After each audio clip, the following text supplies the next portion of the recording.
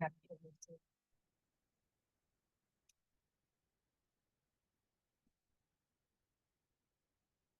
afternoon, everyone. On behalf of agricultureinformation.com, I welcome Mr. Chetan Vasant Gore, and he will talk about Atmanirbhar farmer, self-reliant farming for sustainable future. I now request the speaker to begin. Thank you. Hello everyone, I'm Chetan here. Chetan Gore. I stay in Sangli district of Maharashtra. Unfortunately, I had to attend some urgent meeting and hence I could not do session in my lab. I'm traveling in a car, but I don't want to miss the opportunity to speak with you all. So here we go now. So I purposely selected the subject as sustainable agriculture. And while we do agriculture, it should not be limited up to our passion only, but we should earn good money out of that. And the farmer should ultimately become self-sufficient, self-sustained, not depending on government subsidies and all. So that's why I as Atmanirbhar.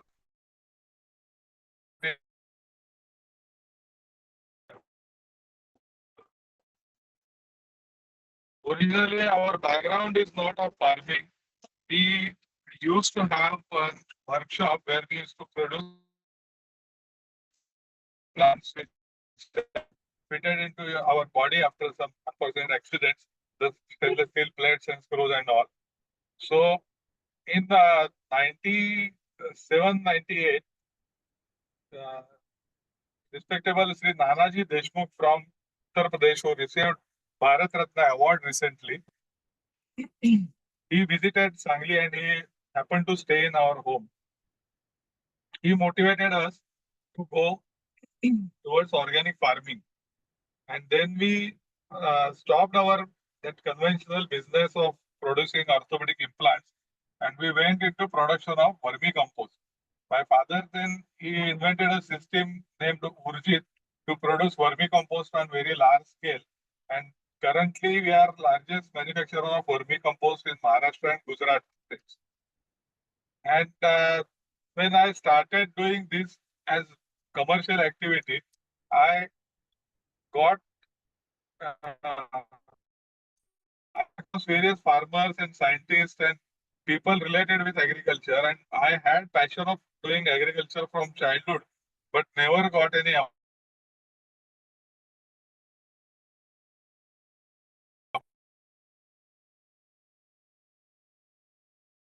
Started agriculture of my own agriculture area, and the land is also not very hard murum soil, and we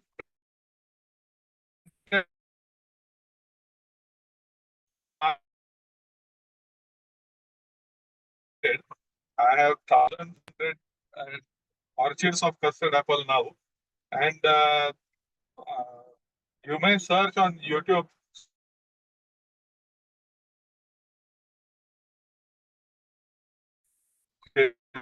Gore.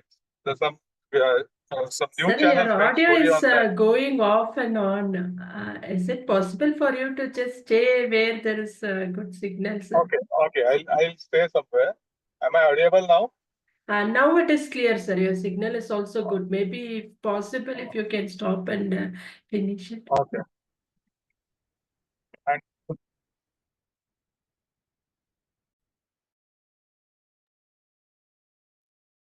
2005. Hello. Yes, sir. Yes, sir. Please proceed. Okay. So custard apple farming was new in and my area where my farm located is full of grapeyards. So all my neighbors and the farmers in the locality, they used to stop near my farm and advise me, if you are spending so much of money on developing the land, why not to go for a grapeyard and you are going for custard apple. So the agriculture activity for particularly for people staying in city and having some dream of having their farm. It's a rosy picture to see from from distance, but the reality is very different. So we started with digging pits like for 3 feet deep pit. We need to use a JCB and some blasting to remove the stones or large stones over there or a breaker. And then we planted custard apples over there. But in reality, agriculture is not that easy or a part-time job ki जाते जाते कर लिया. It's a full-time activity. You should do it with passion. You do it with some scientific knowledge, and instead, without taking some proper advice and gathering the knowledge, if you enter into any activity, is bound to fail. So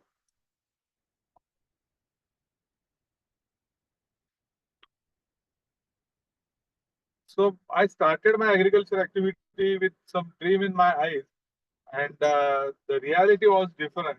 So I started meeting people, I started doing research, reading books, and then I found that's how I actually planted custard apple. We should do the farming as per the geographical conditions and weather and climatical conditions in our area. Just by looking some successful farmers videos on YouTube, if you plan to plant that tree which is not suitable for your area, then it's very risky. Secondly, I should suggest we should plant those crops. We should go in for those crops which which is need of the market, not what we like to plant. And then only you will get good sale of that. So after that, so analysis of market trends is also important for a farmer to do, because if somebody gets good benefit from tomatoes in some area, the entire village goes after tomatoes and the entire market collapse and nobody gets good rates in that area. So market trends and market analysis is also very important. So many times it is seen that because some farmer gets success in some particular crop, the plantation of that area is a now it has been Java, even first some varieties, new varieties of vegetable, and now nobody is getting the rates, and the market get collapsed. So, so instead of that, if you are a starter, if you are a if you are starting your farming activity, new entrant, even low risk and short duration crops like millets, they give you, or even corn can give you good returns. Secondly, when we started and we were very new for farming activity, farming was not my family background. So by taking advice of some local, we started sending our produce to the local market or the mandi over there. And then you badly get hit with the rate fluctuations. So before Corona, we have custard apples and kesar mango orchards. 2 acres I have planted kesar mangoes. And before Corona, our mangoes used to get export. I am a organic biofertilizer manufacturer myself. That is my business. And so my entire farm is majoritarily organic. And before Corona, we used to export our mangoes. And even I remember the land is on my mother's name. So the entire export proceeding I used to uh, send to my mother's account. And before Corona, my mother took everybody in our family to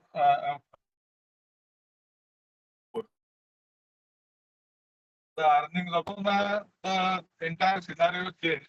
And the people who used to come to buy mangoes, or the wholesalers or their buying agents or exporters buying agents, started telling me that nobody stays in Mumbai anymore. The export market is closed, so you should give us the mangoes at 28 rupees kilo. So instead of fruits for free to my relatives, my customers, my dealers, people related with my business get some goodwill, and I won't give you the mangoes in such cheap rate.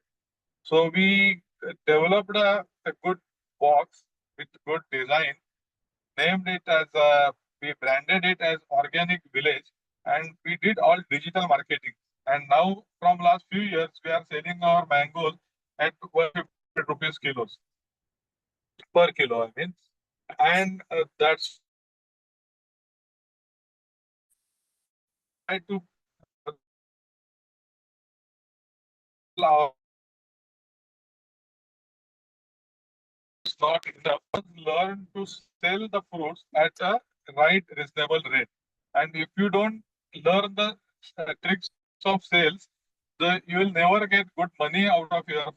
And if you don't get money, then next year you won't be able to give enough food to your farm.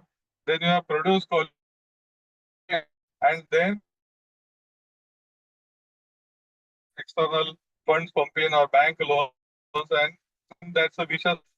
If you start selling your produce on your brand name, even if you produce some millets, even if you produce some grain, and pack it properly and try to sell it to the right people who are looking and willing to pay for the good quality, then you will get good price for your produce, and thus your farming will be self-sufficient, self-sustainable, and you will become an Atmanirbhar farmer. So you need to select your market very wisely. Like if I'm staying in a place called Sangli, where I won't be able to get good rates to my mangoes. But we are now the world is like a small village, and we are very well connected with each other using these all technologies. So we are selling our fruits in metro cities like Pune, Mumbai, Nasik, Aurangabad. So where there are people who are willing to pay. So as in business, we use two terminologies, WTP and WTP is willingness to pay. So we try to focus on the customers who has willingness to pay for good quality, export quality and organically grown mangoes. And with the WTP is not always enough. With WTP, you need to select people with willingness to pay as well. Many times it happens that people seek for extremely good quality, but they are not willing to pay for the rates according to your quality. So willingness to pay and ability to pay are two criteria which we selected to choose our customers. The customer should not choose you, you should choose your customer whom to sell your produce. But at the same time, you need to take care of your own farm, that you should produce the farm. Your farm should produce best quality fruits. And even as it is completely natural process, nobody can ever produce a fruit of particular size. Means all my mangoes would be of 250 grams or 300 grams. It is not possible. You will definitely get variation.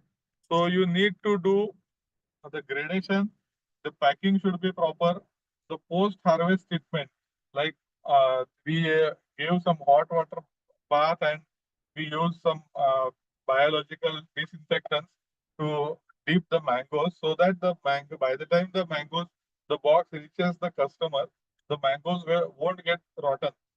So all these things, the knitting, cleaning, proper packing, proper designing of the box, and handling. Then we faced some issues like mishandling of boxes by the courier, the transportation fellow. So the damages, it leads to damages of boxes and damage of the fruit. So we every year analyze the mistakes we have done, and we try to improve it every year. So initially, in the first year, the labor on the farm, they used to pack all the varieties in the same box. Like we have uh, many varieties of mangoes like Ratna, Kesar, Dashera, the Alfonso, Pairi. So the gradation of the mangoes should be according to the size, the shape, and the variety of the mango. And every box should contain, every box should have the similar quality mango.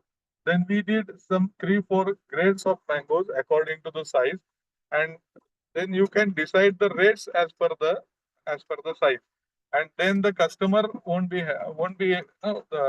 unhappy, or he won't feel cheated.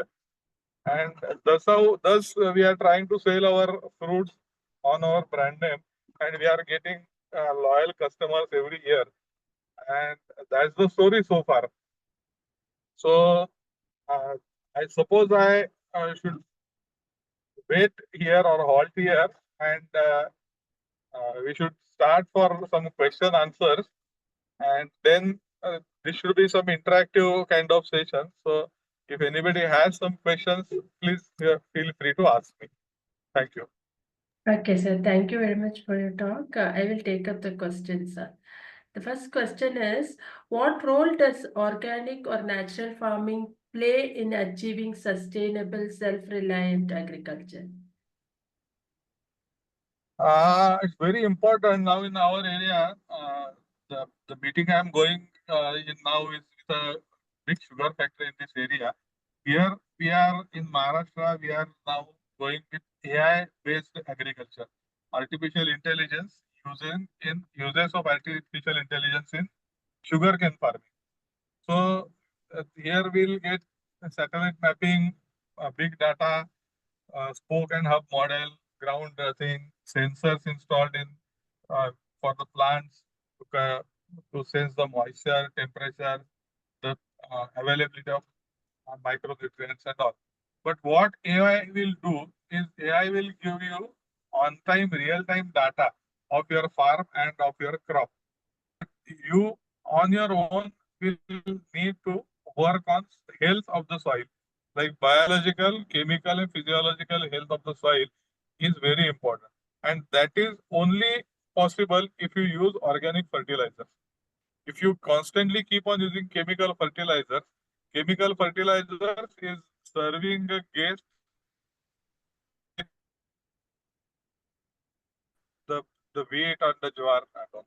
But these are our food items, but we cannot eat them directly. So the bacteria in the soil, they convert that rice into rice, that the wheat into your bread, and then only the plant can uptake it. So conversion of nitrogen into nitrates, phosphorus into P2O5, potash into K2O is done by the bacteria. And bacteria can survive only if you have organic carbon, organic manures in your soil. So if you don't use organic manures, biofertilizers, then the total chemicalization of soil will only lead to decreased production and decreased productivity every year. The microflora in our soil should be or must be maintained, and then only your farming activity will sustain. Otherwise, you will get boom in production for first 2 years, and then it will keep on decreasing every year. So current scenario of Maharashtra is average production of sugarcane per acre has dropped down to 22 acres per 22 tons per acre, which used to be 80 tons per acre. So that's the role of organic manures. If you want sustained farming activity, organic manure is very essential. Okay. Yes, madam. I'll take up the next question, sir. What are the major challenges faced by farmers trying to become self-reliant, sir? Farmers are completely dependent on the market or to sell their produce. So market is completely driven by the demand and supply things.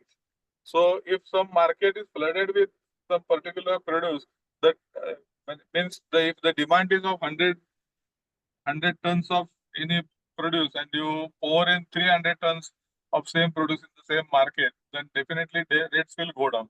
And no government and no party can help you in that.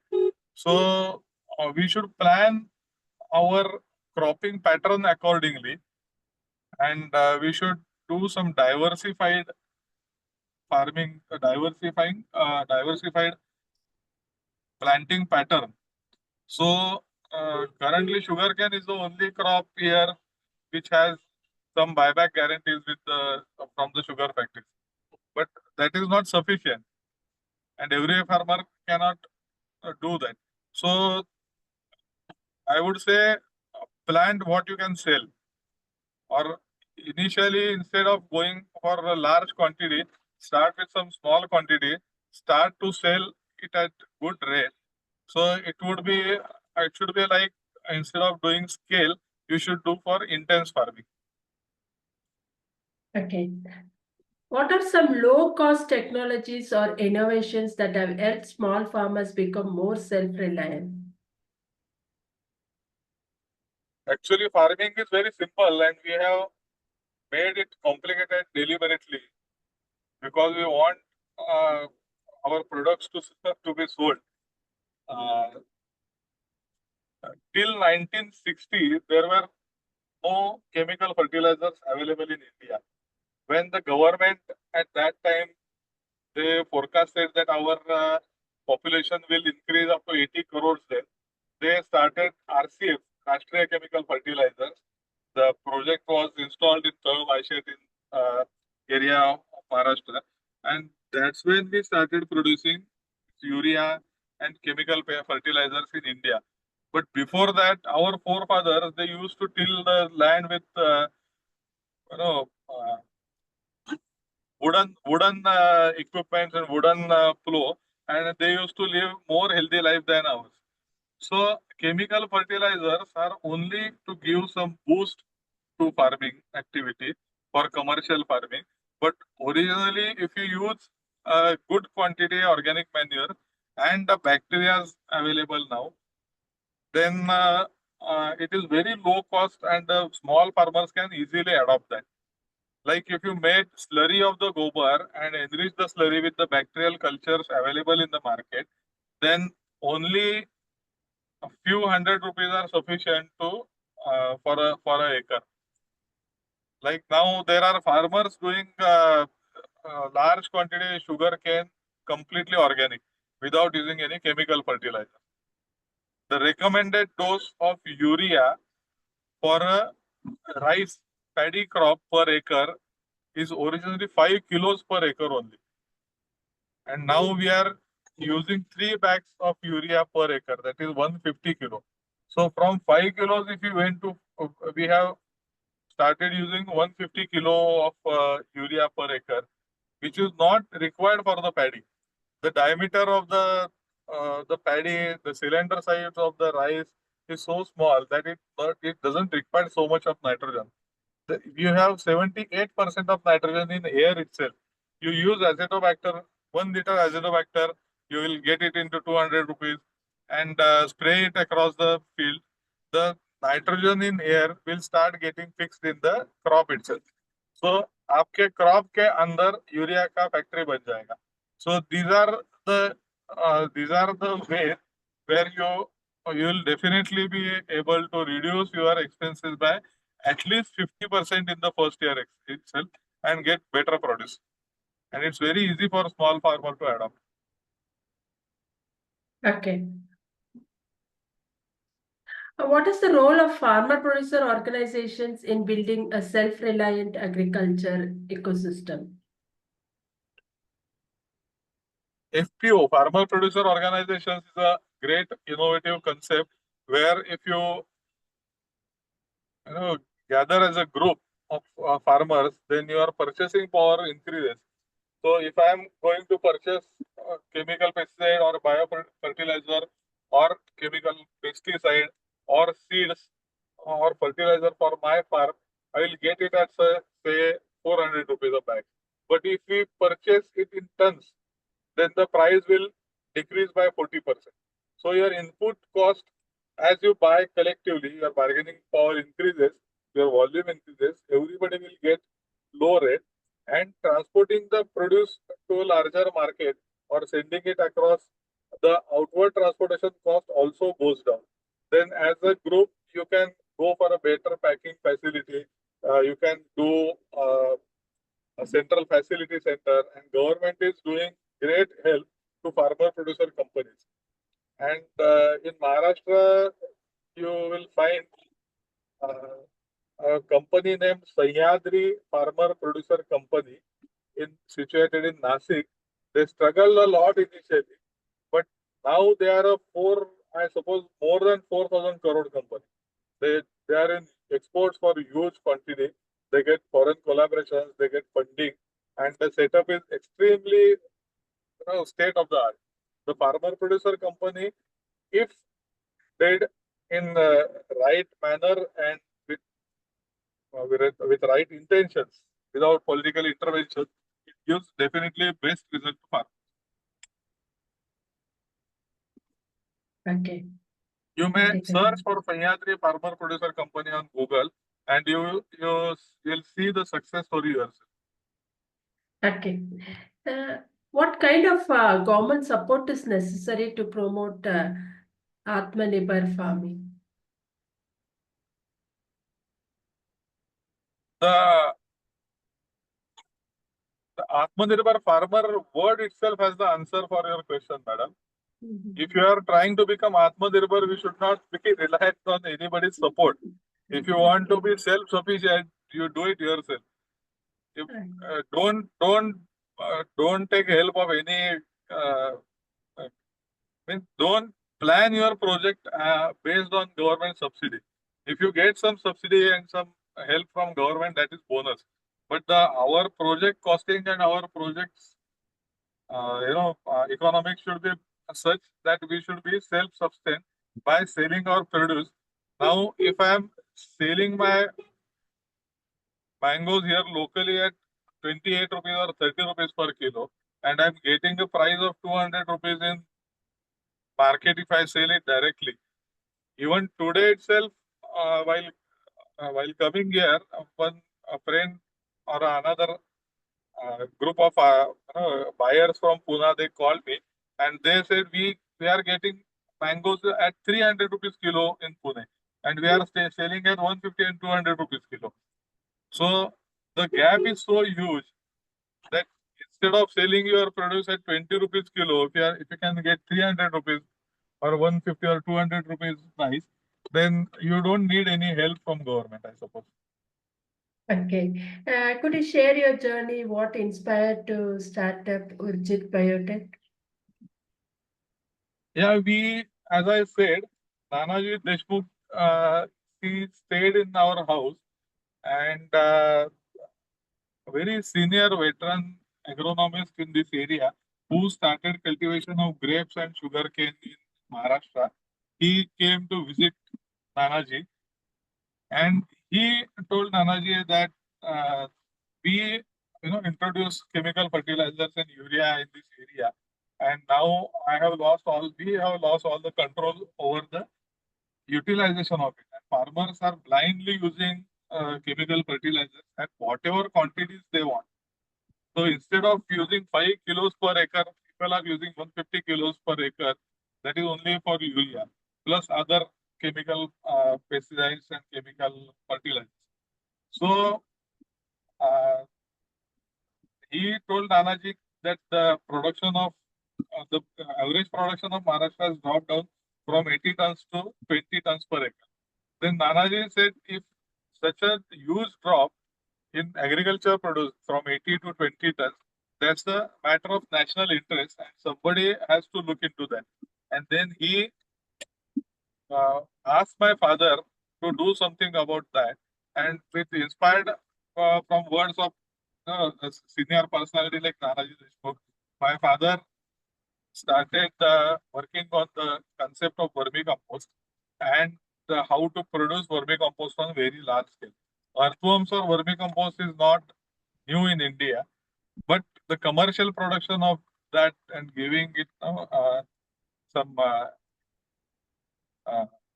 tangible measurements to that was very much required, and we did that successfully.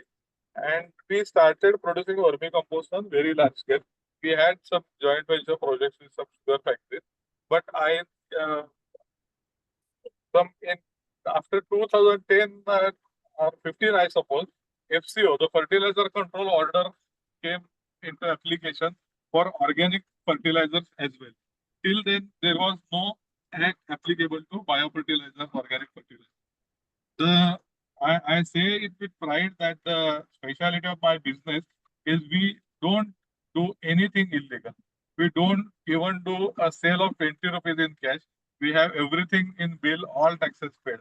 So when fertilizer control order got applicable to biofertilizer, we applied for the license. We constructed a proper microbiology lab, and once you have a full-fledged lab, then it's like having a good kitchen at your for your health. Then you can produce many things from the kitchen, and then we started producing many products, and that's how Urjit Biotech started in 2000.